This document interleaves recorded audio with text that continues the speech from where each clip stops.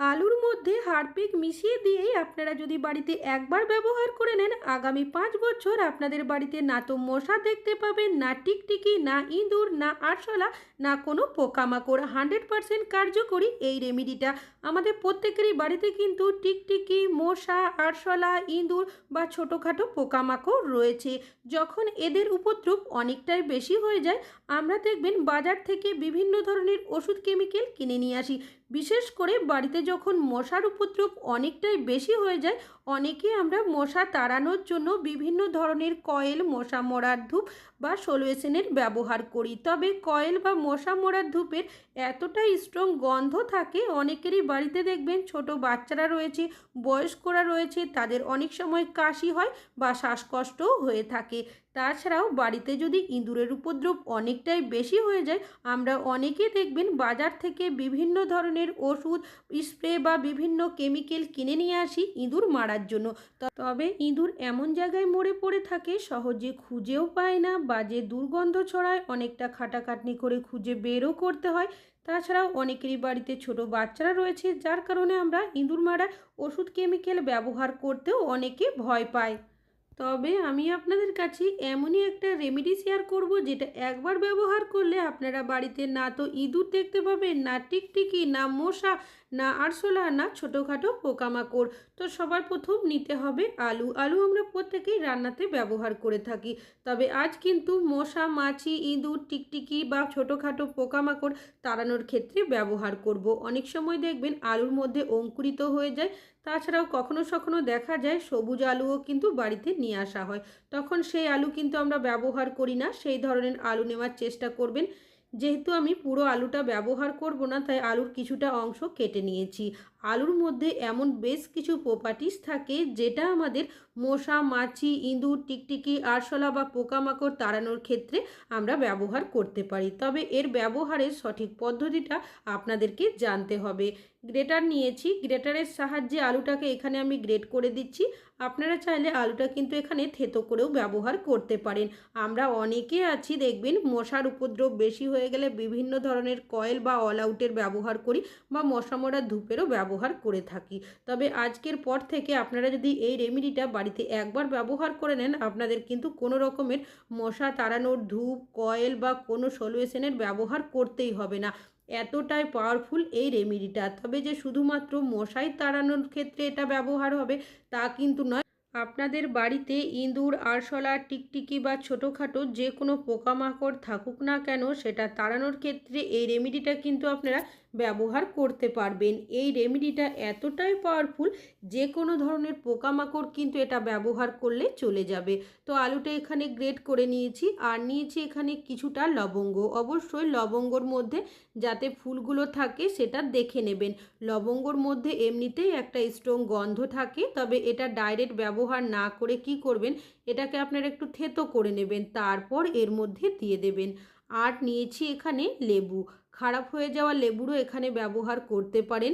তো 1 চামচ পরিমাণের লেবুর রস আমি এর মধ্যে দিয়ে দেব। তবে আপনাদের কাছে যদি লেবু না থাকে, লেবুর পরিবর্তে চাইলে আপনারা কিন্তু এখানে ভিনিগারেরও ব্যবহার করতে পারেন। লেবুর রস অথবা ভিনিগার দুটোর মধ্যে একটা নিলেই হবে। আর নিয়েছি এখানে কিছুটা পরিমাণের বেকিং সোডা। এটা কিন্তু বেকিং পাউডার নয়।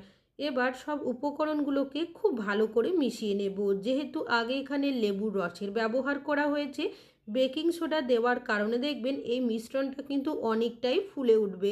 খুব ভালো করে এই উপকরণগুলো একসাথে মিশিয়ে নেওয়ার পর পাত্রটাকে সাইডে রেখে দেব 5 মিনিটের জন্য, যাতে করে এই মিশ্রণটা আরও বেশি পাওয়ারফুল হয়ে যায়।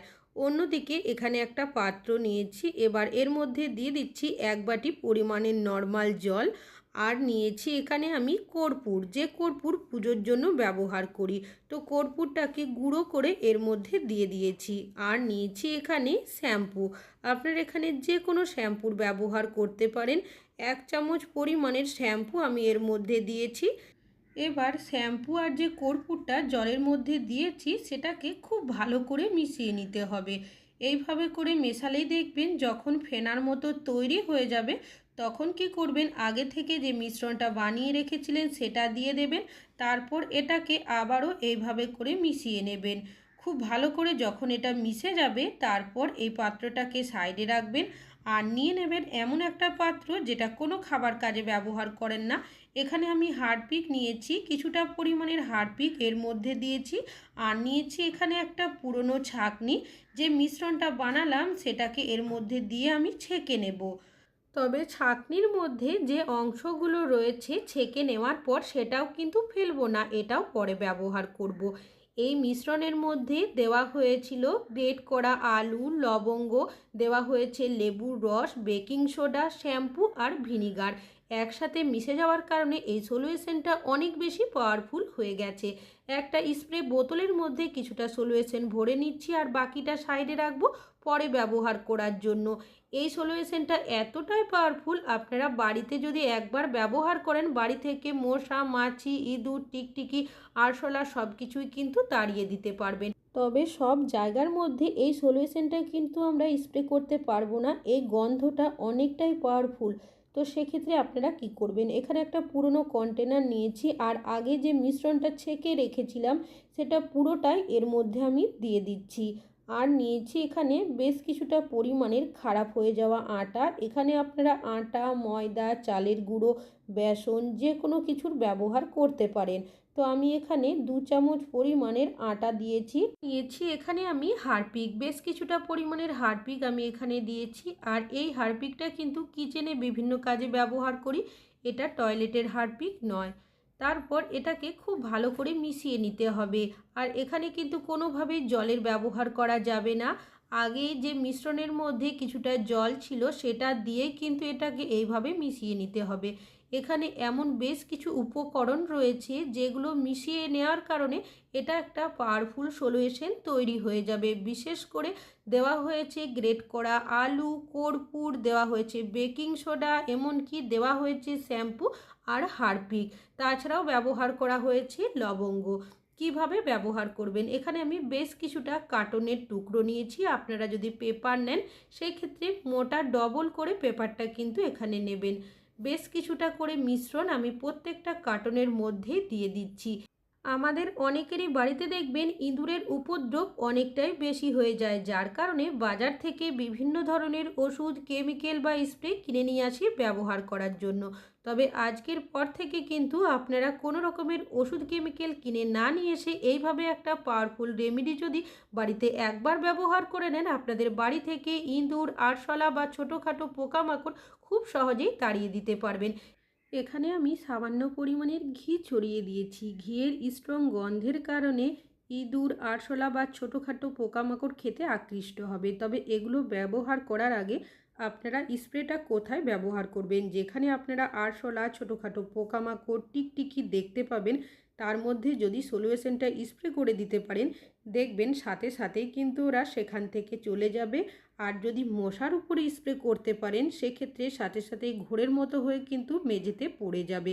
অনেক সময় জলের নালি বা ড্রেন দিয়ে দেখবেন ছোটোখাটো পোকামাকড়, আরশোলা বা ইঁদুরও কিন্তু চলে আসে। কিছুটা সলিউশন যদি এইভাবে স্প্রে করে দিতে পারেন, এর উগ্র গন্ধের কারণে যদি কোনো পোকামাকড় থেকেও থাকে সাথে সাথেই দেখবেন এখান থেকে পালিয়ে যাবে। আর যদি না থাকে এই সলিউশনের গন্ধের কারণে এর আশেপাশেও কিন্তু কোনো পোকামাকড়, ইঁদুর, আরশোলা কোনো কিছুই আসবে না।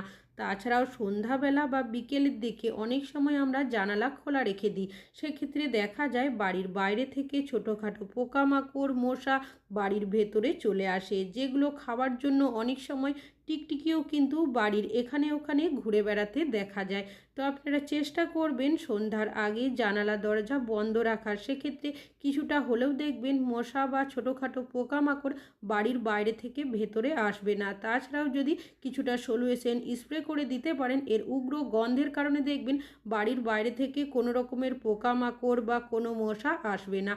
অনেক সময় দরজার কোণার সাইডে দেখা যায় মশা রয়েছে বা টিকটিকিও বসে থাকতে দেখা যায়। কিছুটা সলিউশন দরজার পিছনের সাইডে এইভাবে করে যদি স্প্রে করে দিতে পারেন, এর উগ্র গন্ধের কারণে এর আশেপাশেও আসবে না।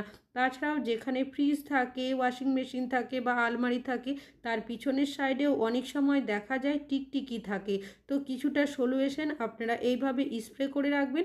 এর উগ্র গন্ধের কারণে দেখবেন এর আশেপাশে কিন্তু কোনো রকমের টিকটিকি থাকবে না, আর যদি থেকেও থাকে এর গন্ধের কারণে পালিয়ে যাবে। সময় ছোট বাচ্চারা বিছানার মধ্যে পড়াশুনো করে, খেলাধুলো করে বা সোফার মধ্যেও যদি বসে থাকে, হাতে পায়ের মধ্যে মশা অনেক সময় কামড়াতে থাকে। তো আপনারা কিছুটা সলিউশন খাটের সাইড করে বা সোফার সাইড করে যদি স্প্রে করে দিতে পারেন, এর উগ্র গন্ধের কারণে দেখবেন এর আশেপাশেও কিন্তু মশা আসবে না। তবে ডাইরেক্ট স্প্রে করে না রাখতে চাইলে কিছুক্ষণ পর একটা কাপড়ের সাহায্যে মুছে দেবেন, এতেও কিন্তু কাজ হবে। তাছাড়াও যেখানে টিউব লাইট বা এলইডি লাইট লাগানো থাকে, এর আশেপাশে দেখবেন বাড়ির বাইরে থেকে ছোটোখাটো পোকামাকড় এসে বসে থাকে।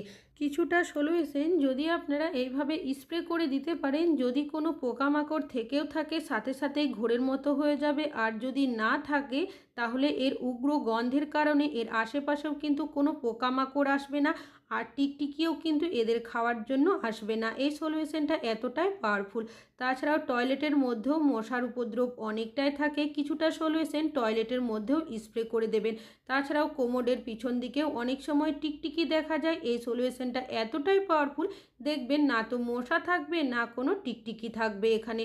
তাছাড়াও দেওয়ালে যদি কোনো ফুটো থেকে থাকে, সেখানেও অনেক সময় দেখা যায় ছোটোখাটো পোকামাকড় রয়েছে বা আরশোলাও থাকে, কখনো কখনো কিন্তু ডিমও দিয়ে দেয়। কিছুটা সলিউশন যদি স্প্রে করে রেখে দেন, এর গন্ধের কারণে দেখবেন যদি কোনো পোকামাকড় আরশোলা থাকে সাথে সাথেই চলে যাবে। অনেক সময় ডিম থাকলে সেগুলোও কিন্তু মরে যাবে।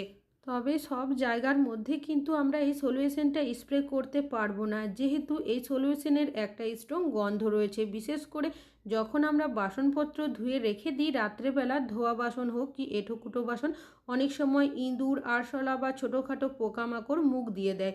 তো একটা কাজ আপনারা করতে পারেন, যে মিশ্রণটা রেডি করে রেখেছিলাম যেখানেই বাসনপত্র রাখেন না কেন তার সাইড করে রেখে দেবেন। যখনই এখানে ইঁদুর, আরশোলা বা ছোটোখাটো পোকামাকড় আসবে, আসা মাত্রই দেখবেন এই রেমেডিটাই কিন্তু খাবে, আর খাওয়ার সাথে সাথে এমন একটা রিয়াকশন হয়ে যাবে ওরা দেখবেন বাড়ির বাইরের দিকে পালিয়ে যাবে। তাছাড়াও রাত্রেবেলা যখন কিচেনের লাইট অফ করে শোয়ার জন্য চলে যায়, অনেক সময় দেখবেন কিচেনের মধ্যে ছোটোখাটো পোকামাকড়, ইঁদুর, আরশোলা ঘুরে বেড়ায়। তো আপনারা যদি মিশ্রণটা গ্যাস ওভেনের ওপরে, গ্যাস ওভেনের নিচে বা কিচেনের সাইড করে রেখে দিতে পারেন, যদি কোনো পোকামাকড়, আরশোলা, ইঁদুর কিচেনে আসেও, তাহলে দেখবেন আগে কিন্তু এই মিশ্রণটা খাবে, কিচেনের কোনো রকমের জিনিসপত্র নষ্ট করবে না, এমনকি কিচেনটাকেও নোংরা করবে না। আর এই জায়গাগুলোতে কিন্তু আমরা কোনোভাবেই সলিউশন স্প্রে করতে পারি না, কেন কি এই সলিউশনের যেটা ব্যবহার করেছি তার উগ্র গন্ধ রয়েছে। অনেক সময় মশলাপাতি যেখানে রাখি সেখানেও দেখা যায় ছোটোখাটো পোকামাকড় থাকে বা ইঁদুরও আসা যাওয়া করতে থাকে।